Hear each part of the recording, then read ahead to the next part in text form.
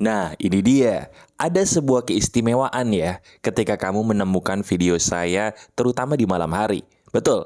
Kali ini kita akan kembali merenungkan sebuah pikiran. Ini nih, ini menampar, membuka pikiran, dan lagi-lagi relate sama hidup kamu. Kita buktikan. Ini adalah kisahku. Ini adalah kisah saya.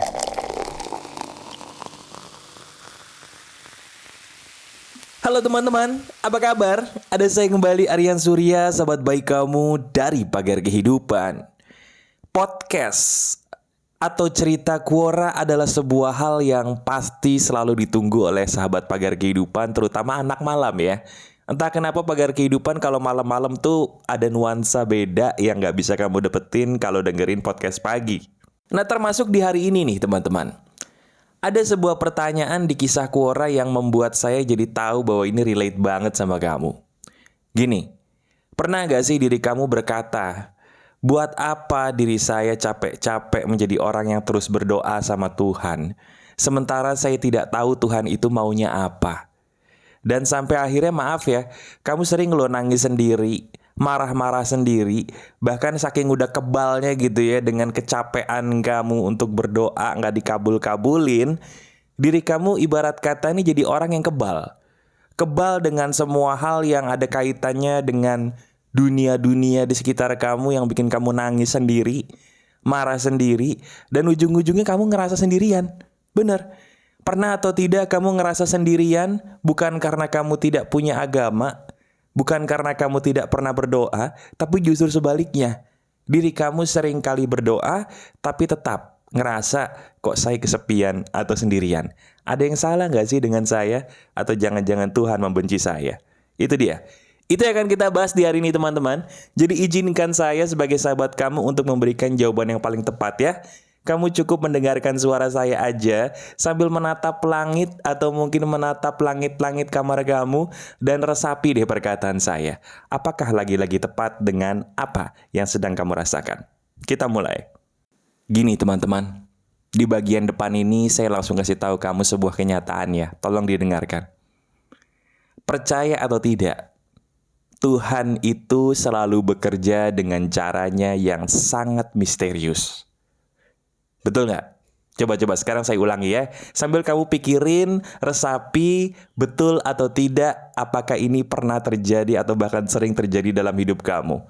Tuhan itu, pencipta kita, bekerja dengan caranya yang misterius loh. Sadar nggak sih? Coba. Sekarang peristiwa-peristiwa yang dialami oleh kita atau mungkin orang-orang di sekitar kita, kamu pikirin deh. Bener nggak perkataan saya di bagian depan ini? Tuhan itu misterius cara kerjanya. Bahkan saking misteriusnya, kadang-kadang kalau kita mau melogikakan dengan pikiran tuh nggak nyampe. Iya kan? Nah, sekarang langsung aja nih. Mas, saya itu bukan orang yang tidak pernah berdoa loh. Bahkan saya melakukan beberapa hal atas dasar kecintaan saya, kebaktian saya dengan Tuhan atau agama saya. Tapi kenapa sih kok saya tuh jadi orang gini-gini aja? Baik dalam hal peristiwa tuh ada aja hal yang bikin sakit hati. Atau yang paling kejam lagi, kenapa sih kok doa-doa saya tuh kayaknya gak pernah nyampe ke Tuhan saya? Apakah saya segini berdosanya ya mas? Jawabannya gini. Teman-teman, cara kerja Tuhan itu landasannya nomor 1. Dengerin baik-baik. Tuhan itu bekerja karena dia sayang sama penciptanya. Bahasa gampangnya gini supaya kamu gak salah paham. Dasar Tuhan dalam berkarya kepada semua ciptaannya termasuk kita sebagai manusia adalah sifatnya yang maha pengasih lagi maha penyayang. Jadi dasarnya Tuhan itu adalah maha pengasih lagi maha penyayang. Itu dulu. Nah sekarang saya mau tanya sama kamu aja nih, kita sama-sama manusia ciptaan Tuhan. Kalau kamu punya anak atau punya kucing atau anjing deh, mungkin gak kamu ngasih makan anakmu atau kucingmu atau anjingmu dengan makanan sembarangan? Walaupun makanan itu kamu tahu mereka suka. Misalnya gini, kamu tahu nih anak kamu atau kucing anjing kamu atau hewan peliharaan kamu gitu ya, suka banget makan terus-terusan. Tapi diri kamu tahu nih, ini kalau hewan kesayangan saya, atau bahkan mungkin lebih sayang lagi nih, anak saya. Kalau dikasih makan terus-terusan dia bisa sakit, tapi dia mau makan terus, kamu kasih nggak makanannya? Anak kamu pengen makan es krim terus, kamu tahu dia suka banget es krim, tapi kamu tahu juga kalau dikasih es krim terus, anak kamu bisa sakit nih. Apakah kamu kasih anak kamu makan es krim terus walaupun dia suka? Loh, kenapa nggak dikasih? Kenapa nggak dikasih, kan dia suka es krim? Kenapa kamu nggak kasih es krim terus sama dia walaupun dia suka? Jawabannya karena kamu sayang kan sama anak kamu, dan kamu tahu kalau anak kamu dikasih es krim terus, dia bisa sakit walaupun dia suka, betul nggak? Kau punya kucing nih, punya anjing.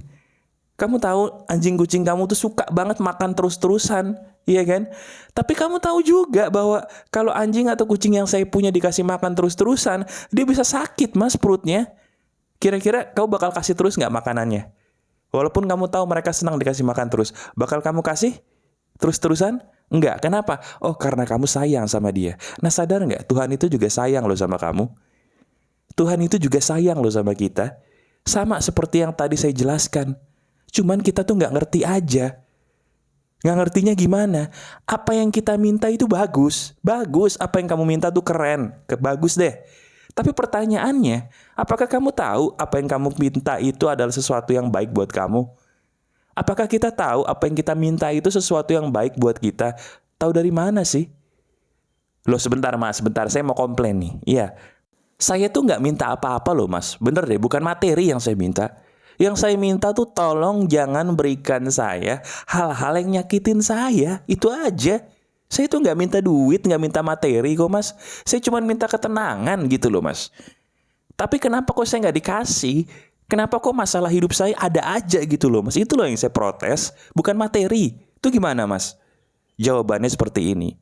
Saya kasih kamu perumpamaan ya, tolong bayangin. Sekarang bayangin gelas. Bayangin gelas apapun.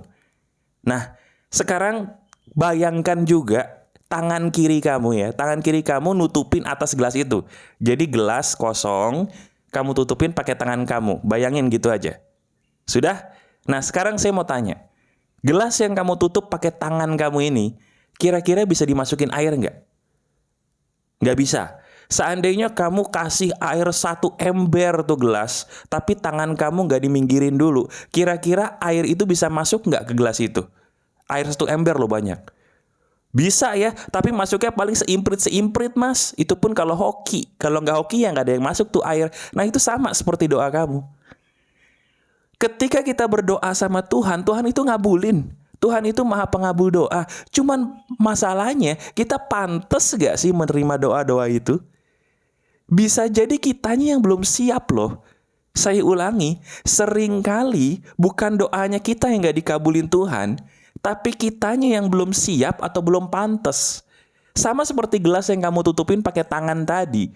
Bagaimana mungkin air itu bisa masuk ke gelas kamu kalau tangan kamu tidak diminggirin dulu? Bahasa gampangnya, bagaimana mungkin doa Tuhan bisa terjadi dalam hidup kita kalau kita sendiri nggak memantaskan diri?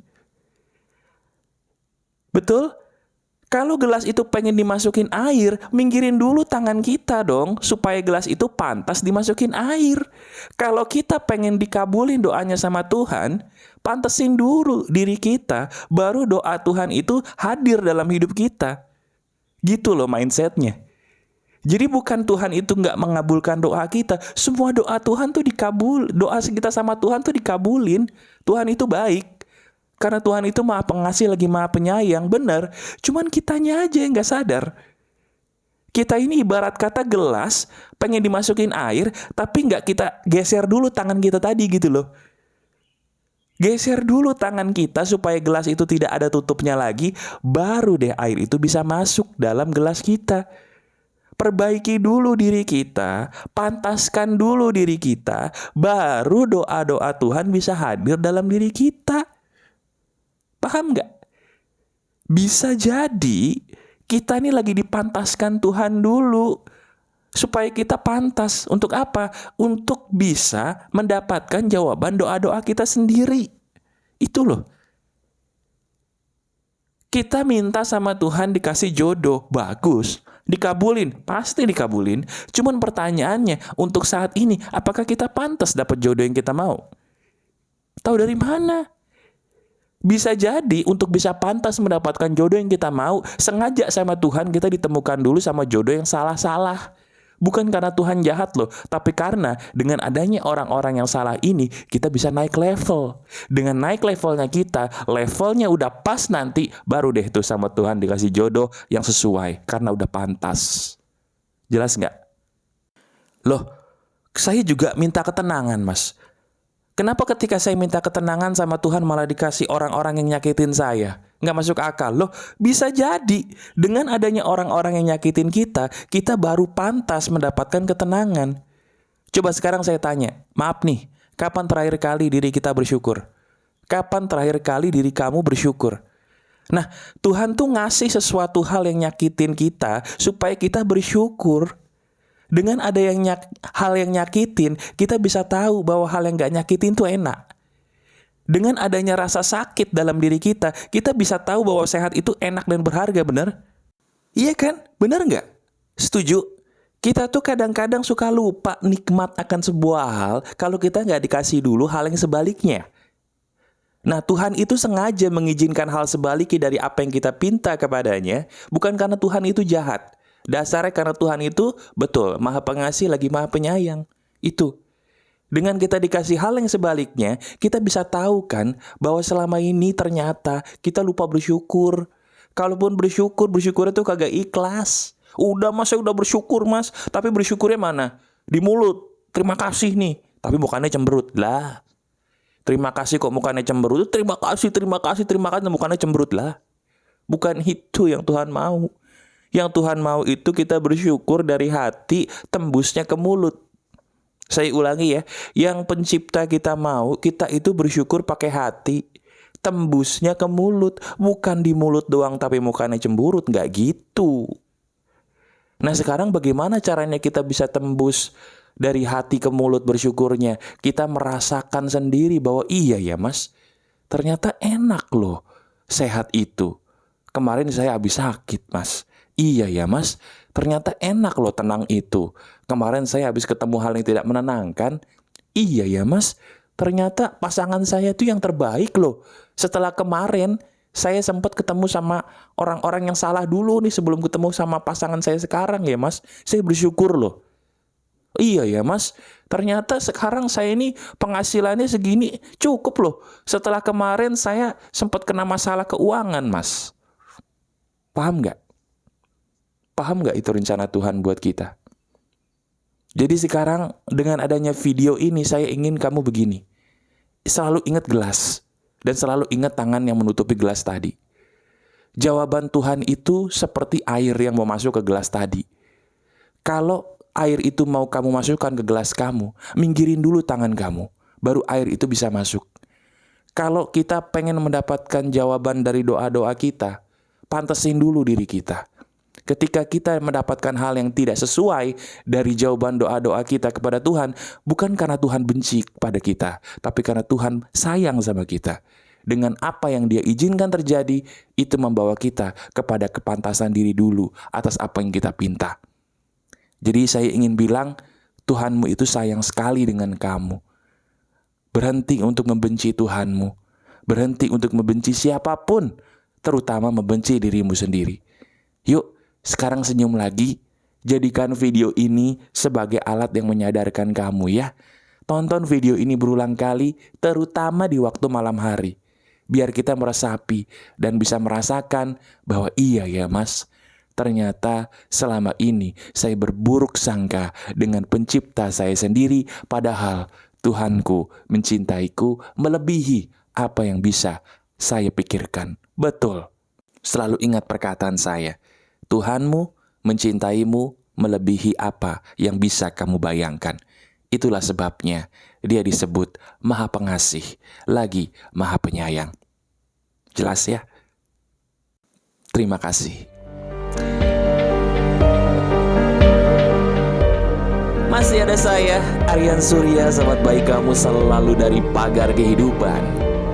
Tetap keep the spirit, keep sharing, and keep loving. Bye-bye. Ini adalah kisahku. Ini adalah kisah saya.